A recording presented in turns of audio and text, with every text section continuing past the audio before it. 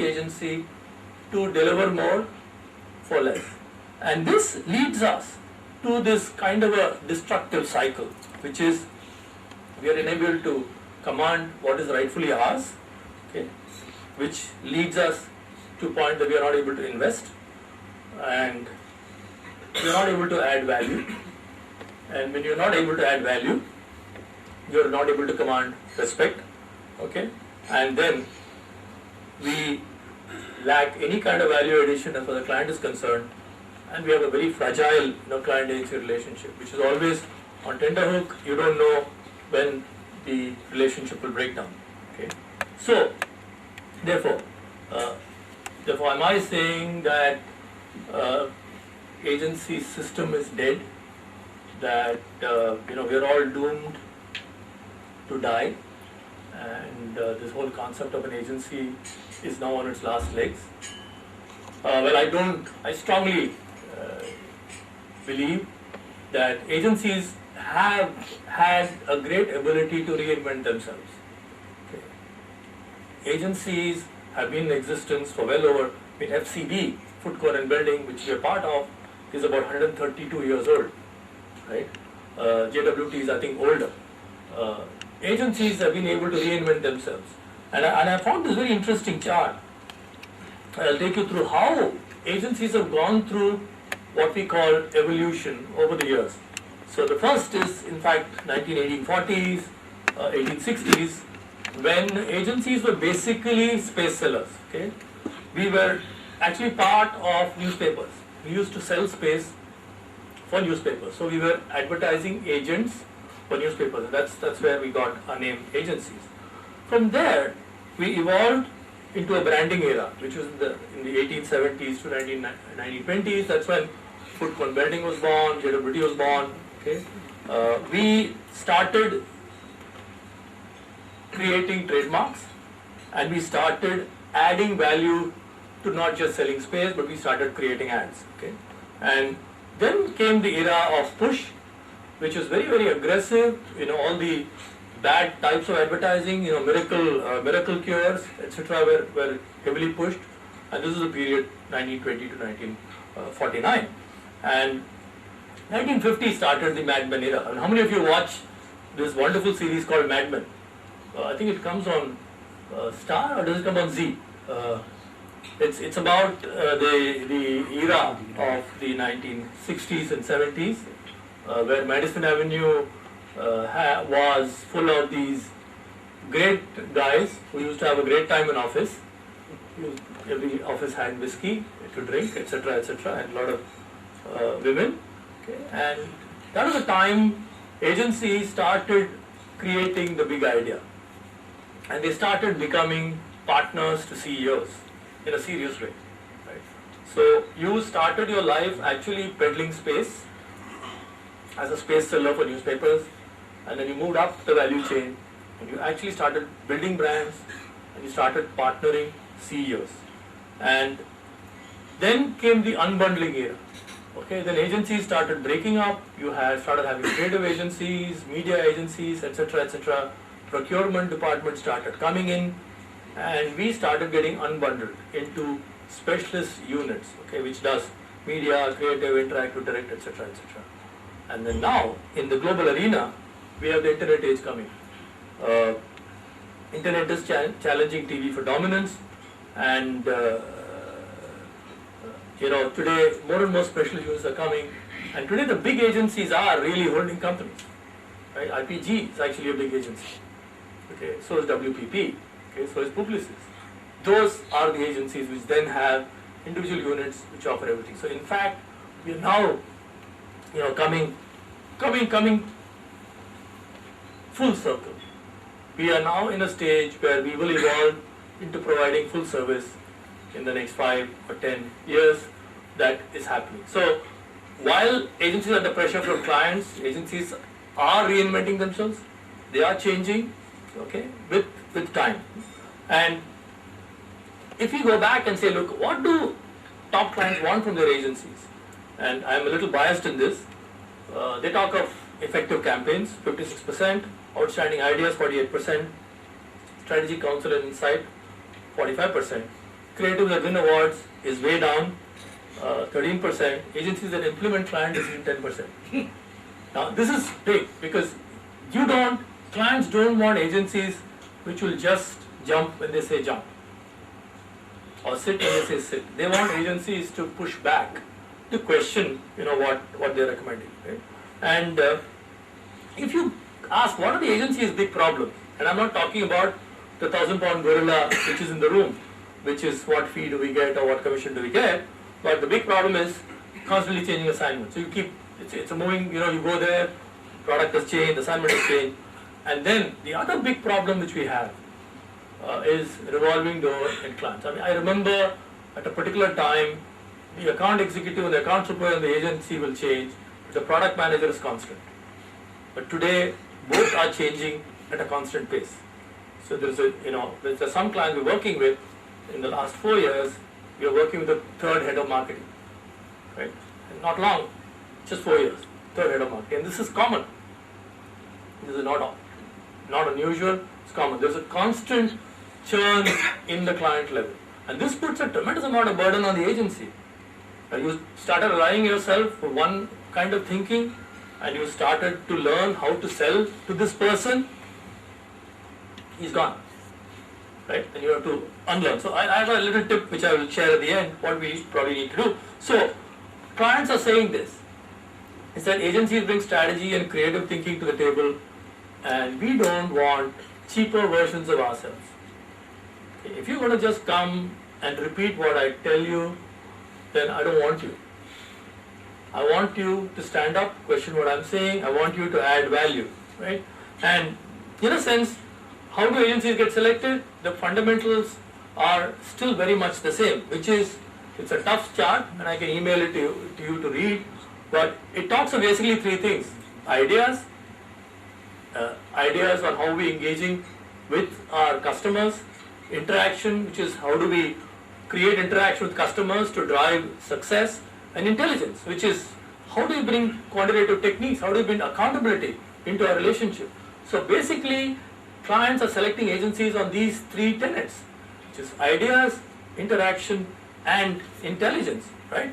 And unfortunately, and I think this is true with, Ganesh Baliga here and I, we sit on 3 years of managing committee meeting, and the problem is, we as agencies have kind of narrow cast ourselves. We have just in fact the term creative agency always galls me, right? Because we just kind of narrow cast ourselves into people who make 30-second spots or 100cc ads, okay? And that's a huge problem. So from being partners to clients, we become vendors of creative.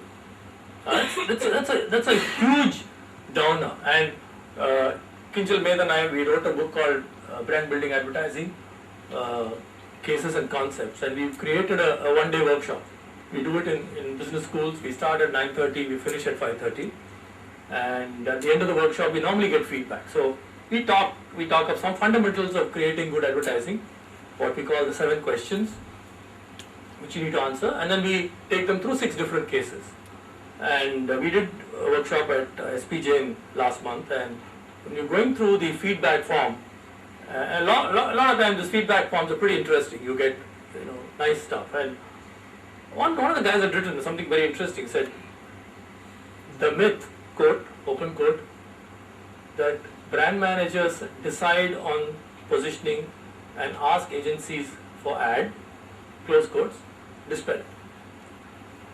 So we school students think that agencies just execute the ad which a brand manager gives them to do.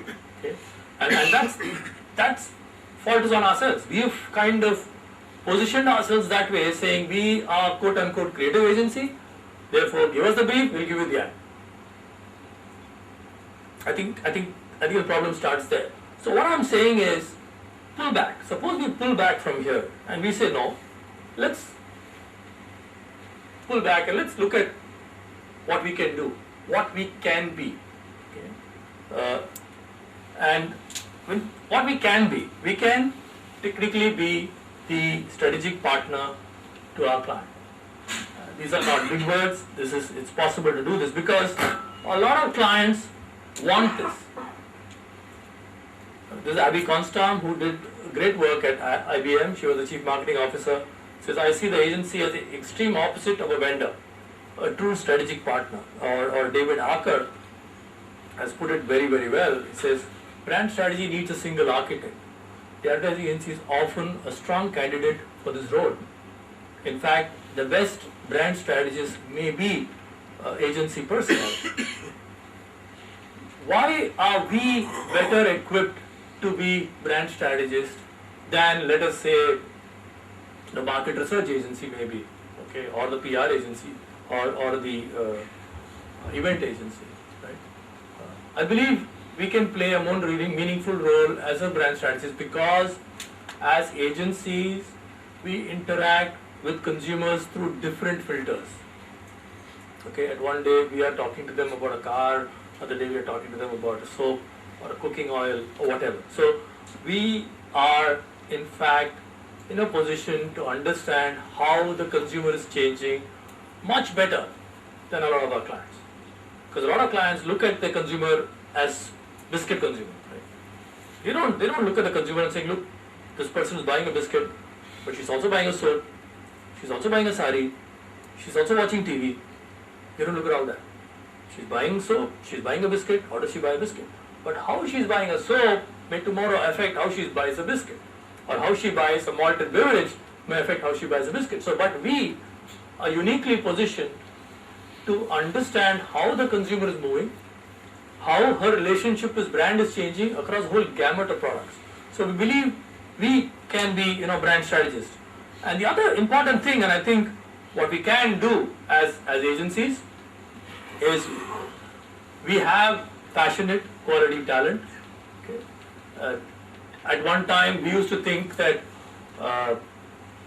clients attract better talent, agencies don't attract very good talent, and so I think it's all, I don't believe in that.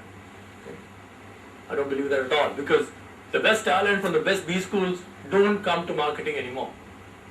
Right? They all go to Wall Street.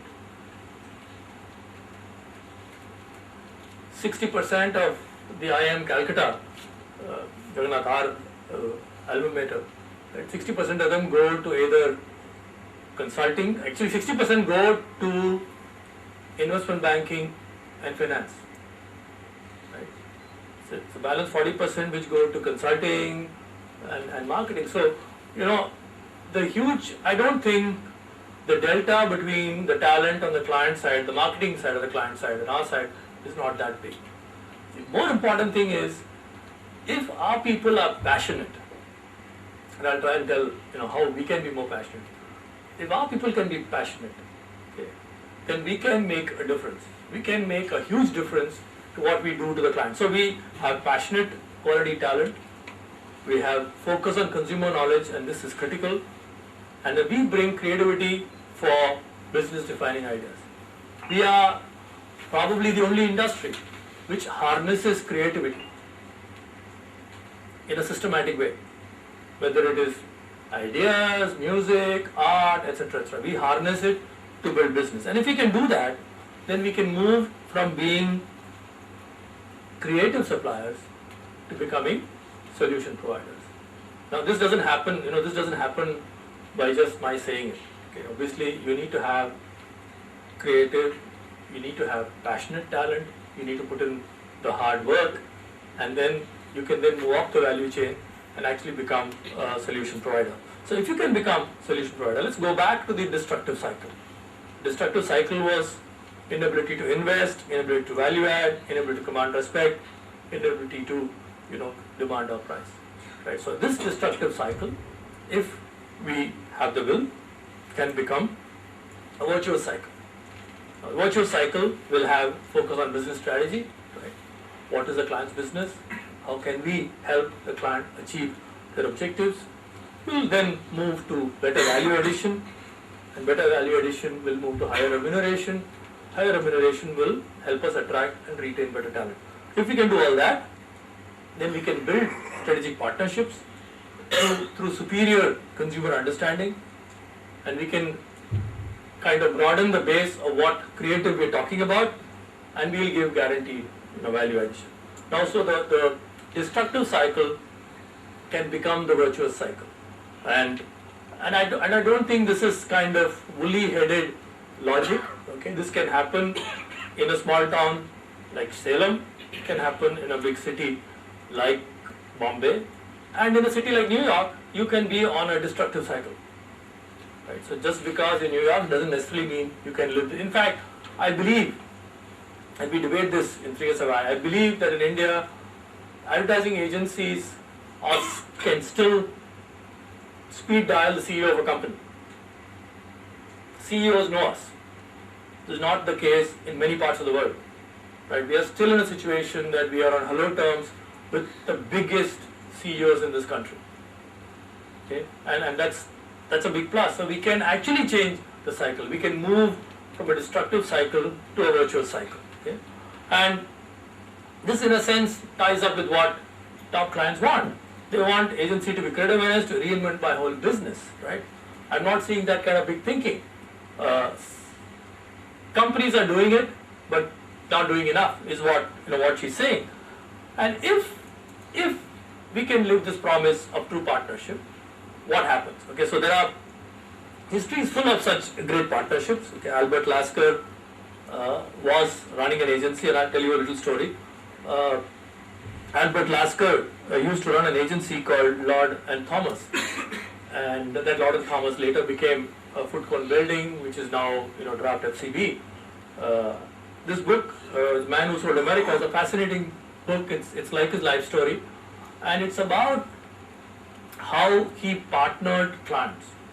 And there are many stories in this. I'd recommend pick it up and read it if you can. For example, Sunkist, which is a Orange Growers Association of California. They were wanting to sell more oranges, and they were the orange sales had plateaued off.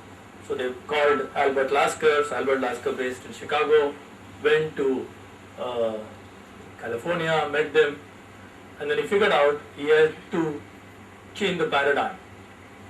And he said, look, people can eat only so many oranges. So he said, what if I make them drink oranges? Okay. And he went and actually hired a designer to design an orange juicer. Okay, and this orange juicer design, Sunkist paid for, and that design was given free to all appliance manufacturers. And orange consumption shot up by 25% running for the next 2 decades. Now this is business thinking, right? Which is to say, look, you need to change the way you do business. This is what you have to do, okay? And I'll help you do it.